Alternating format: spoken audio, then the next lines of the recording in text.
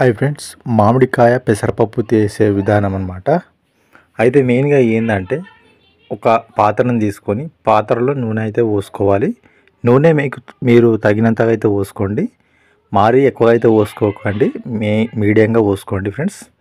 అయితే ఈ విధంగా పోసుకున్న తర్వాత మనకి ఎండాకాలంలో మామిడి పండ్లు ఎక్కువగా ఉంటాయి కాబట్టి మామిడికాయలు మాత్రమే తీసుకోవాలి. మరీ ఎక్కువ పుల్లటి మాత్రం తీసుకోకండి. ఎక్కువ పుల్లగా ఉంటే కూడా పండ్లు అనేవి ఒగరుగుతాయి. అదేవిధంగా ఆవాలు, జీలకర్ర అయితే తీసుకొని నూనెలో వేసుకోండి. ఈ విధంగా మీరు తగినన్ని వేసుకోండి.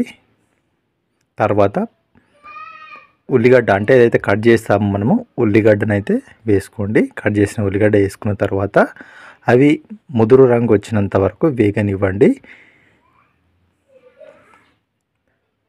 ఈ విధంగా వేగనియండి.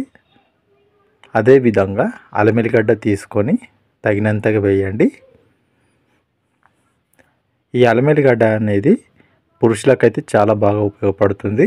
అదేవిధంగా ఈ పసుపు అనేది మనకు రోగనిరోధక శక్తిని పెంచడానికైతే మనకు చాలా ఉపయోగపడుతుంది.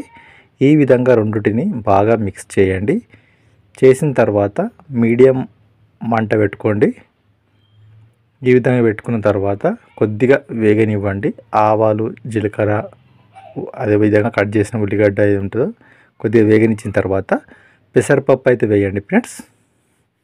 ఈ విధంగా పెసరపప్పు వేసిన తర్వాత కొద్దిగా ఉడికిన తర్వాత మనం ఏం చేయాలంటే మీ దగ్గర ఉన్న మామిడికాయలు, అదేవిధంగా కొద్దిగా కారం అంటే సరిపోయినంత కారం వేసి కొద్దిగా ఉడకనిస్తే చాలు. ఇక ఈ విధంగా పప్పు అయితే రెడీ అయినట్టు అనమాట. ఇంతే ఫ్రెండ్స్, ఏం ఉండదు. కొద్దిగా ఉడికిన తర్వాత అందులో మామిడికాయలు, అదేవిధంగా ఈ విధంగా కొత్తిమీర, అదేవిధంగా కలమాకి వేసుకుంటే సరిపోతుంది. కారం కూడా వేసుకోండి. అదేవిధంగా కొద్దిగా అంత ఉప్పు అయితే వేసుకోండి. అంతే ఫ్రెండ్స్, ఏం ఉండదు. ఇంతే